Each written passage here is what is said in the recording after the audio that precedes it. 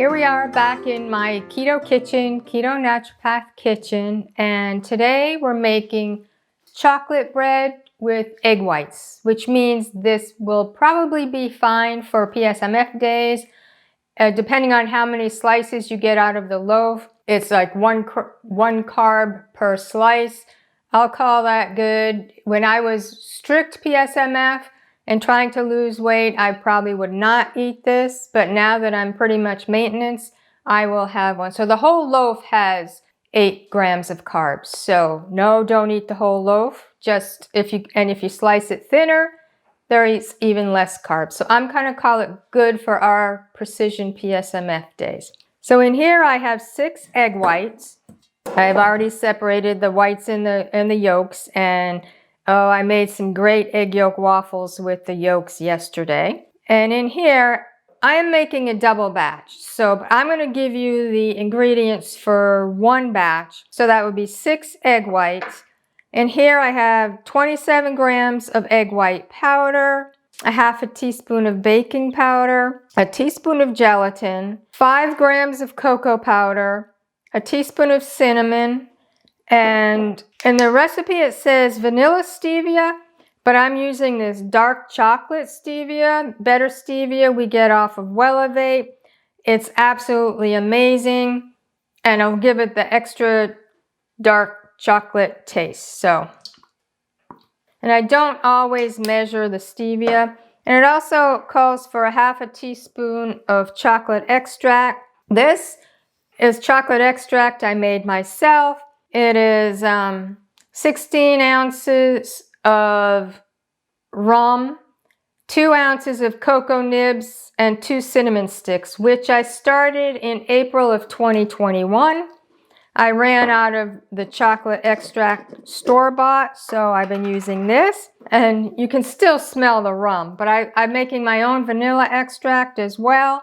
Whoop, that's way more than I needed, but it'll be nice and chocolatey. And the rum is going to cook out, so there won't be any alcohol. The cocoa powder that I use is Valrhona. I love Valrhona cocoa powder. I get this on Amazon. I will put a link to it in the notes. The egg whites, the chocolate stevia, and the cocoa extract are in here. To that, I'm adding all the dry ingredients. I used to whip up the egg whites first and then add everything, and then somebody said, oh, just put everything in together. And I'm like, all right, I'll try it. And you know, it works. It works just fine. I have my KitchenAid mixer here. Now I started off slowly because the dry ingredients are going to go all over the place. So you start off slowly, try to mix in as much as you can. I turn it on a high for a little bit. And then I stop it because the dry ingredients don't always mix in. That's why it's good to have a little spatula. Make sure the dry ingredients are not all stuck. Now we'll finish whipping this to a stiff peak.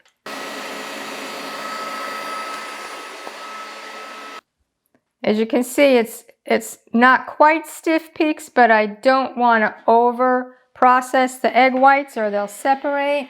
So this is good. We're calling it good. So then I have 2 silicone loaf pans and divide the batter into 2.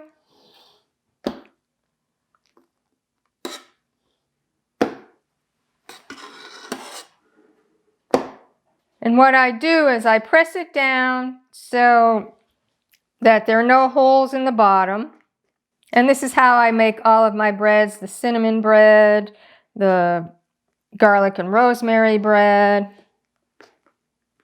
Again, with each layer, I don't press it down too much, but you just try to get all the air bubbles out so that you don't cut into the bread and have all these holes in it.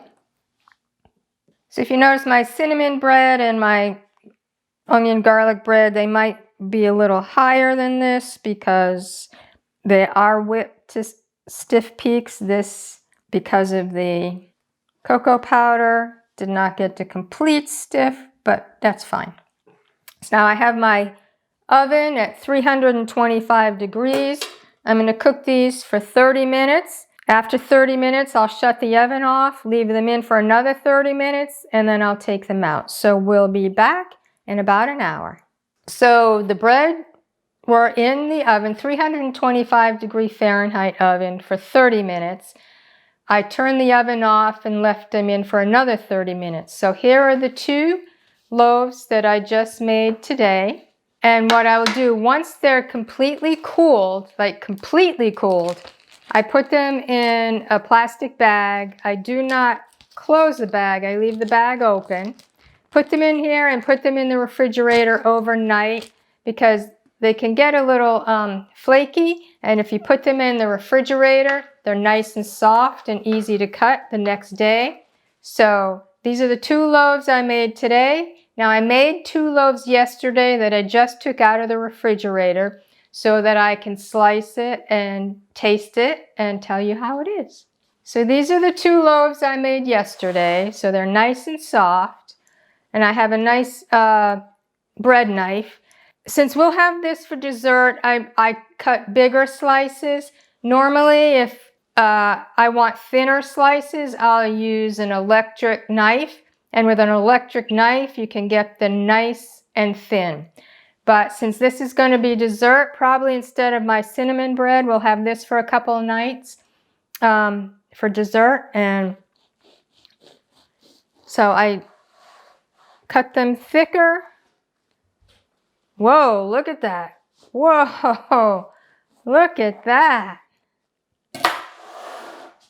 Look at how gorgeous that is. Nice and chocolatey. That Valrhona cocoa does an amazing job. I had used Trader Joe's cocoa before and it did not come out this dark. This looks like heaven. So now I will taste it.